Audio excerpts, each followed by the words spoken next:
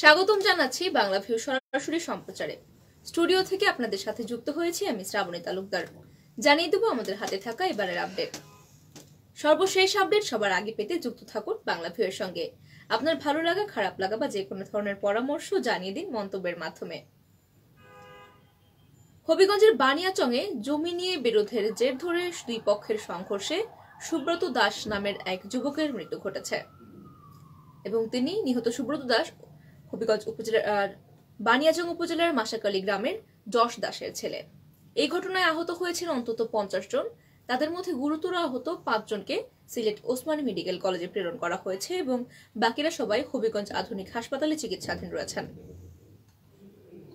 জানা যায় বৃহস্পতিবার সকাল 11:30টার দিকে উপজেলার মাসাকলি গ্রামে এই সংঘর্ষের ঘটনাটি ঘটে। খবর পেয়ে বানিয়াচং থানা পুলিশ তৎক্ষণাৎ ঘটনাস্থলে গিয়ে উপস্থিত হয় এবং পুলিশের অবস্থানে পরিস্থিতি নিয়ন্ত্রণে আসে। পুলিশ জানায় মাসাকলি গ্রামের সুধাম দাস এবং গৌরাঙ্গ দাসের মধ্যে দীর্ঘদিন ধরে বিরোধ চলে আসছিল এবং তাদের মধ্যে বিরোধটি ছিল জমি জমা সংক্রান্ত এবং এই নিয়ে উত্তেজনা দেখা দিলে সম্প্রতি পুলিশ কয়েকজনকে গ্রেফতারের পর আদালতে সোপর্দ করেছে।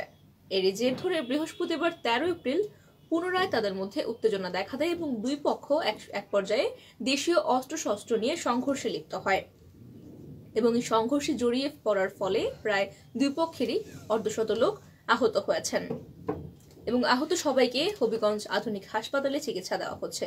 তাদের মধ্যে 5 জন খুবই গুরুতর আহত হয়েছেন, তাদের শরীরে টোটা বিদ্ধ হয়েছে এবং এদেরকে সিলেটের ওসমান মেডিকেল কলেজে প্রেরণ করা হয়েছে।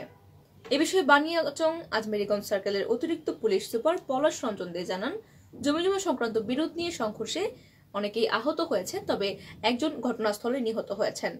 ফের সংঘর্ষ এড়াতে ঘটনাস্থলে পুলিশ মোতায়েন করা রয়েছে। এছাড়াও এই ঘটনায় জড়িত বেশ কয়েকজনকে আটক করেছে পুলিশ।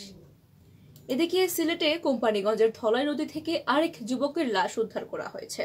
সিলেটের কোম্পানিগঞ্জের ধলাই নদীতে ভাসমান এক যুবকের লাশ উদ্ধার করেছে কোম্পানিগঞ্জ থানা পুলিশ এবং নিহত যুবকের নাম নুরুদ্দিন। তার বয়স ছিল 26 বছর। পূর্ব ইসলামপুর ইউনিয়নের 5 নং ওয়ার্ডের উত্তর ঢালারপাড় গ্রামের আবু তাহেরের ছেলে নুরুদ্দিন। তার শরীরে প্রায় 16টি চাকুর দাগ রয়েছে এবং বোঝাই যাচ্ছে 16টি চাকুর ঘা কেউ করে তার কোনো দুর্বৃত্তরা তাকে ফেলে গিয়েছিল নদীর পাড়ে। বৃহস্পতিবার 13 এপ্রিল সকালে ইসলামগঞ্জ বাজারের দক্ষিণে ধলাই নদীর কালাপাথর বাঁধ এলাকা থেকে যুবকের লাশটি উদ্ধার করেছে পুলিশ। স্থানীয়রা জানান, সকাল 9টায় ধলাই নদীর পাড় ঘেঁষে একটি নৌকার নিচে ভাসমান অবস্থায় লাশটি দেখতে পান তারা এবং স্থানীয়রা পুলিশে খবর দিলে পুলিশ এসে লাশ উদ্ধার করে সকাল 11টার দিকে এবং স্থানীয়রা আরো জানিয়েছেন, পুলিশকে বিভিন্ন তথ্য দিয়ে সহযোগিতা করত এই যুবক। সে এলাকায় পুলিশের গোপন সোর্স হিসেবে কাজ করত।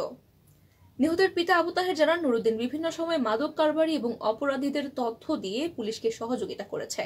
বুধবার রাত 12টার পর তার মোবাইলে একটি কল আসে। সে সময় সে ঘর থেকে বের হয়ে যায় এবং পরে সকালে লোকজনের চিৎকার চেঁচামেচিতে ধলাই নদীর পাড়ে গিয়ে দেখা যায় নুরুদ্দিন নিহত অবস্থায় পড়ে রয়েছে এবং তার শরীরে প্রায় 16টি চাকুর আঘাতের চিহ্ন। ঘটনাস্থল পরিদর্শন করা কোম্পানিগঞ্জ থানার সাব ইন্সপেক্টর সুরঞ্জিত তালুকদার জানিয়েছেন, ধলাই নদী থেকে ভাসমান লাশ উদ্ধার করা হয়েছে এবং তার শরীরে 16টি চাকুর আঘাতের চিহ্ন রয়েছে।